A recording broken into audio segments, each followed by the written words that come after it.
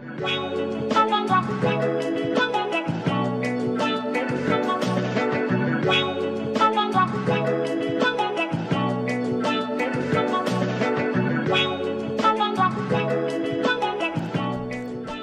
back to Life and Games.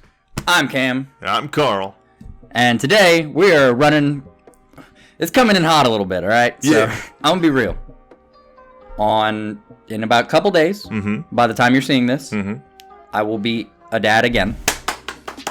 So, yeah, hooray, fatherhood again, double dad. So we're recording this a few days early, just to be real. But we've got some pretty cool stuff to talk to you about today. Yes. So let's get right into it. Right into it. Yes. They're bringing Cyberpunk back to PlayStation. So finally, the holy game has returned into the Holy Land. And spoilers, it's still not fixed. So were they just like, I mean, whatever, just throw it on there? I mean, okay, so if you've been paying attention, you know that if you go into your local Walmart, Best Buy, whatever, that game has basically been in the discount bin. So it's been off of the PlayStation Store for 6 months.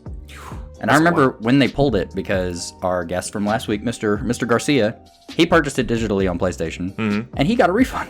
Oh my god. Along with a lot of other people, hence forcing PlayStation's hand to be like, yo, I'm tired of having to refund literally everybody. Yeah. They're like, it's broke, bro. Just take it off the store. So that's the thing. I mean, if you're a PlayStation, you're Sony, and someone's put a broken game on your store, I mean, what are you gonna do? You take it off. Yeah, I mean, get it out of there. It makes sense. So they put out a statement about this. They're like, here, you can have it back. It is still broken. Yeah. So I don't know if they just got a bunch of emails about it being like, yeah, I want to play the games, let me decide my fate, or what. And it was the thing that you were still able to download it if you had a PS5, right? No, not it was not straight up not on the PlayStation. Because I thought the issue was it was only broken on the PS4 and Xbox One. So that was the bulk of it. It wasn't properly optimized for the base models of the PlayStation 4 and the Xbox One. Right. If you play it on those... But if you had a PS4 Pro or a PS5, it played just fine. I mean, relatively just fine. I don't want to say just fine. Because when I played it, I had a Pro. I still lost about 3 hours of my progress. I still had the, like, T-posing on the car and all of the total janky whack stuff that... I mean, if you look up a montage, you know, it's fantastic, but also frustrating as all hell. Yeah. I remember when I downloaded it, the first time I played it was on Google Stadia. Because at the time I didn't have a PC. I didn't have this or a console or anything. Still don't have a console.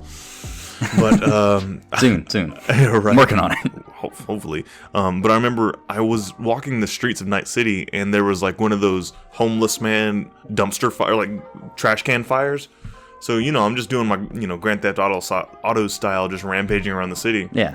And I like being a real menace. Right. Just a ne'er-do-well.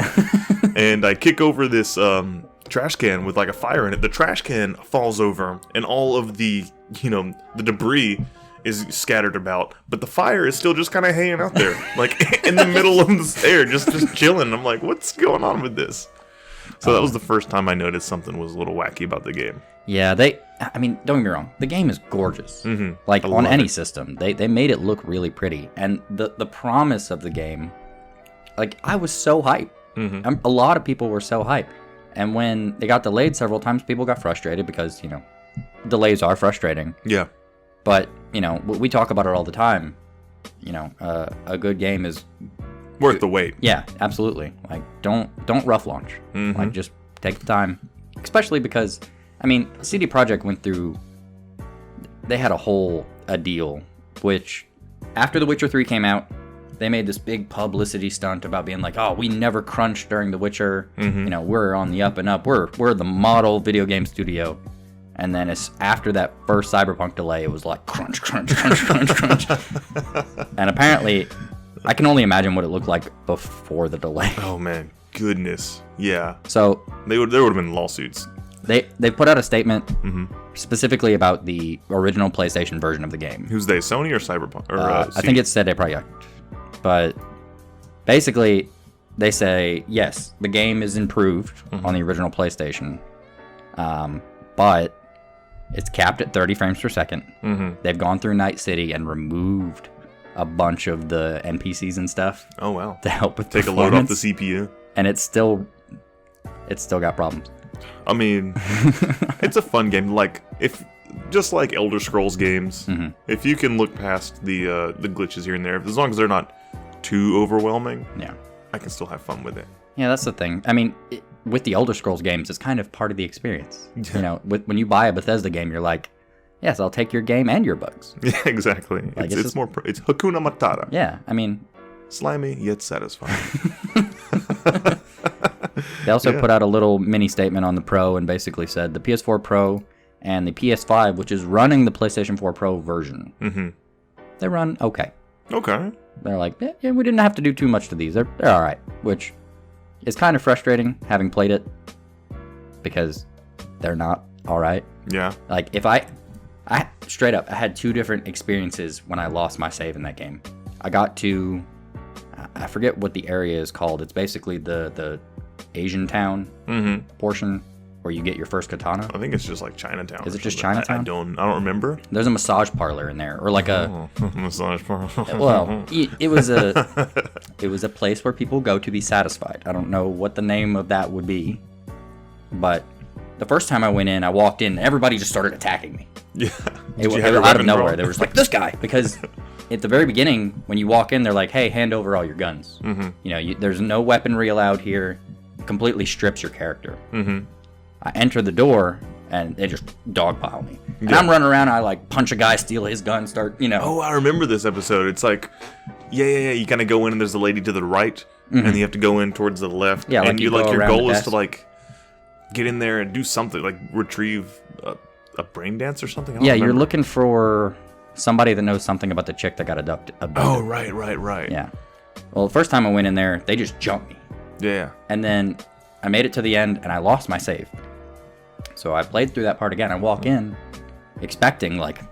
Right. But this time, everything was cool. It wasn't like I just suddenly got detected or, like, had just punched somebody. Yeah. And I don't know if it's just layover from me being a menace outside. You know how those games, they have, like, the star system? You do something outside, you go inside. You know, with it being a story quest, I was like, it's fine. Yeah, no, it wasn't fine. You walk through the door, get him! But there he is. We know. The second time around was like so much better because I got to experience going into one of the little rooms and having like that weird. It was like a weird psychedelic experience with one of the. They're like toys or whatever they're called. What are they called?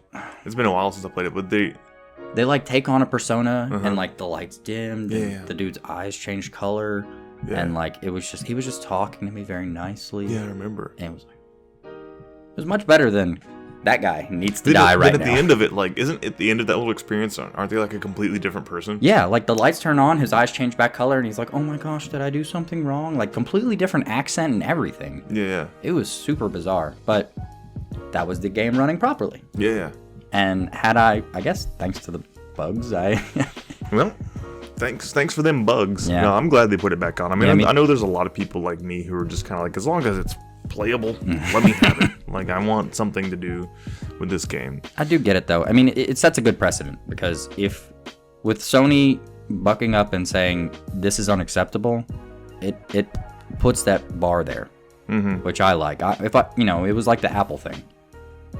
They should have a certain level of quality of acceptability, and up to that point, Sony kind of didn't. They let pretty much anything on there. But yeah, I'm excited. Yeah. I'm ready for the PS5 official version with like the actual rumble and all that stuff. That's when I'm going to get back into it. Really? I haven't played. I've got it on this computer like right now. And I played like maybe an hour of it after I moved from Stadia, which was cool because I don't know if I told you. There's actually a way, shout out, if you were playing Stadia and you've lost confidence in Stadia, there was a way you can get your save games from Google Stadia over to Steam. And it's not official or anything. You have to kind of do a little digging around in their files, but you can do it because I was hesitant about buying. That is kind of cool. I wish you could do. You could probably do that with other stuff too if you can just rip the save, or is it unique? Basically, I just dug into the Stadia files on my computer. I think it was either in the cloud or there was something I had to download from Google. Like a local download. Like here's your save files. Yeah, it was something like some weird way where Google's like, I guess you're not supposed to do that, but we don't care enough to stop you. So it's not like there was a button in the Stadia client where it was like, transfer your saves. Yeah. Get me out of here. It was like, no. I mean, I did have to buy the game again, but I didn't have to replay, 8 hours of Cyberpunk. That's good. I mean, 8 hours of good Cyberpunk is really good. Yeah, I was having lots of fun with it, mostly because I didn't experience any of those like game breaking bugs. Because apparently, I don't know what systems they were running Stadia. Stadia's probably run on Linux or something. I don't know. I doubt it's Windows. Yeah. Or they just have stacks and stacks of PlayStations in Google Warehouse. They just have like 4 PlayStations tapped. Yeah, no, but yeah, it's pretty good. I'm glad people are getting to play Cyberpunk finally. It's a great game. Maybe it wasn't worth $60 at first, but better than Biomutant, and Biomutant if anything deserves to be taken off of every store ever. I'm so salty about that game. Dang. Was it that bad? You were like, man, I'm like a fur baby with swords and they won't stop talking. I would, if you give them the choice between Cyberpunk and Biomutant, it's not even close. Oh no. Not even close. And the thing that kills me is like that game was just there. It's still there. Everybody's like, yeah, it's a bad game. Here's the hot take. I will take broken Cyberpunk over pretty much anything Ubisoft does. Even Mario plus Rabbids? Yeah, I mean, just because you have one decent game that is from a competitor's franchise. Yeah, right. it's riding off of Nintendo. I agree. Yeah, I'll take Cyberpunk over all of Ubisoft. Wait. Here's the hotter take. Would you take it over Just Dance? I don't know, man. Just Dance is like... I mean, did you see it? Yeah, they basically, their commercial, they basically just took that old iPod commercial and put some more color. Really? I don't know. I see the people dancing in like the outlines. I think of the iPod. Oh man, I miss those commercials. Yeah, they were really cool. Good. Now it's just like, take your phablet, put it in your pocket. Yeah. All right, we're tangenting too much, but yeah. Cyberpunk's back. Mm-hmm. Whoever cares. If you care, good for you. Yeah.